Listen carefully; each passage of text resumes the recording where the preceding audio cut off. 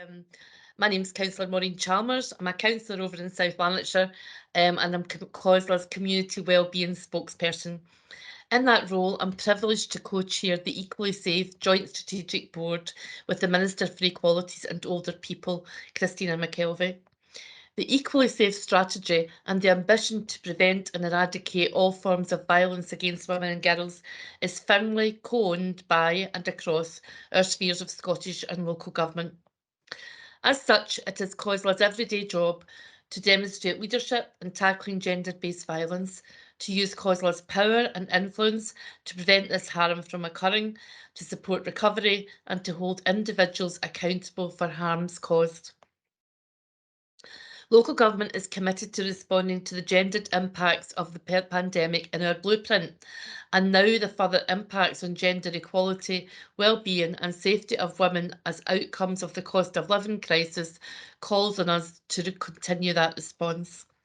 I want to open our time together here today with a reflection of the seriousness with which COSLA holds tackling commercial sexual exploitation, including prostitution and trafficking for sex, and that because poverty is a key driver of women's vulnerabilities to their engagement and entrapment in commercial sexual exploitation, we understand the urgency of tackling this form of male violence. Before I begin inviting our key speakers to address us, and before we begin our joint work today, I'm going to talk about the work COSLA has been involved in over the last years on this issue. COSLA's members witnessed that the impacts of the pandemic were widening gender inequalities and heightening risks to women and to children from sexual exploitation and trafficking. It was recognised quickly that women engaged in commercial sexual exploitation were facing extreme challenges and heightened risks and vulnerabilities. Work began to explore how women then engaged in commercial sexual exploitation in physical or digital spaces might be better supported locally, including the potential to support women to exit from commercial sexual exploitation if they wish to. A short-term COSLA working group on commercial sexual exploitation was set up and ran weekly across October to December 2020. Invited participants included representatives from the Violence Against Women Partnership Network, specialist and expert services working with women engaged in CSE and prostitution, and those providing counsel and health services for women trafficked for sex. It also included those working to support vulnerable young people, the Scottish Government, Public Health Scotland, Alcohol and Drug Partnerships, Public Health Scotland, as I said already, and Police Scotland. The work was supported by the Improvement Service. The issue was considered through several lenses, including on-street and off-street CSE prostitution, online selling of sex, human trafficking and exploitation, the organisers and purchasers of sex, leadership and culture. The discussions were full and frank, and there was much learning and exchanging of information and expertise. Some of the key priorities requiring further work and action that emerged included the additional and rising vulnerabilities of EEA nationals and women with no recourse to public funds, the overrepresentation of care experienced young women engaged in CSE, links to and across other forms of gender-based violence and its cause, including the experience of multiple forms of abuse before, during and after the sexual exploitation, and the impact of the promotion of social narratives that seek to normalise commercial sexual exploitation, particularly targeted at younger people who may be economically vulnerable. The group and its recommendations highlighted the need for coordinated models of support for women engaged in CSE in local areas to be established, which should be informed by and co-designed with women with lived experience and built using the substantial knowledge and expertise already in place within the organisations represented in the working group.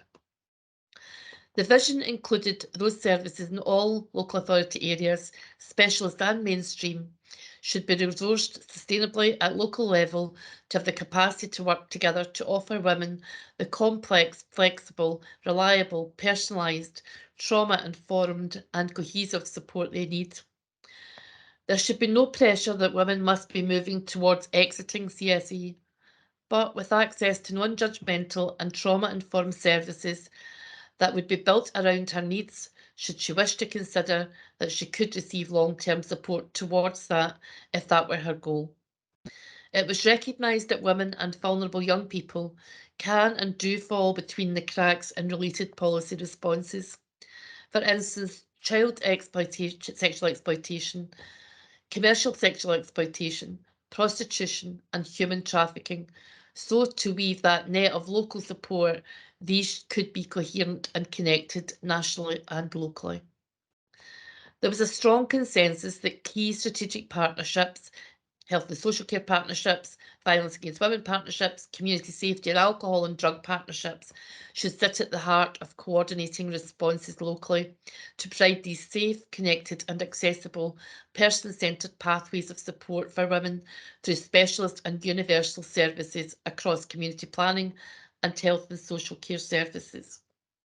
Education services at every level were also cited as critical to primary prevention of harm through raising awareness of potential harms experienced by women engaged in CSE and engaging men and boys in tackling these and supporting women's rights to live with dignity, respect and in safety.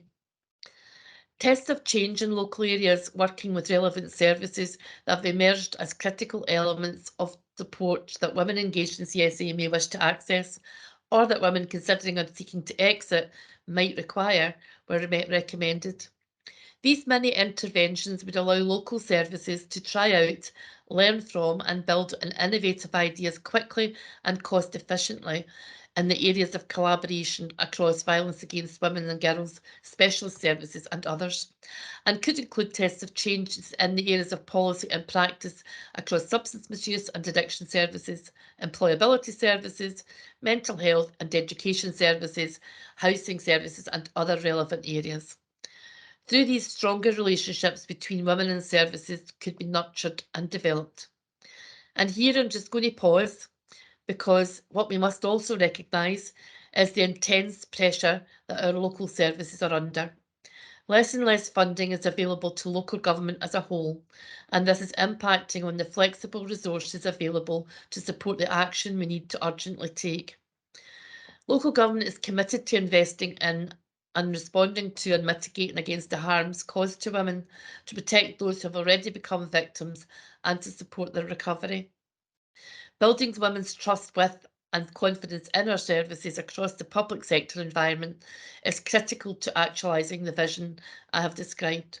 And to achieve this, and the all-important shift to prevention requires adequate long-term and sustainable investment. Until that investment is made, and until we fully confront the seriousness of the harms caused through commercial sexual exploitation and prostitution, the public purse will continue to meet the costs of these forms of abuse and violence towards women.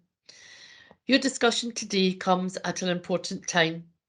The Scottish Government has commissioned a strategic review of funding for specialist violence against women and girls services, and this will report its recommendations in the first quarter of 2023. I think it might be going to be a wee bit later now, but in late spring, early summer. Today's event will enable us to learn from and listen to you. I'm delighted, absolutely delighted, that the Minister for Community Safety is also speaking later.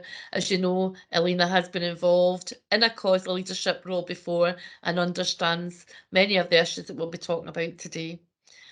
As new principles that will underpin a Scottish framework to challenge men's demand for prostitution and to support those selling or exchanging sex have also been developed by the Scottish Government.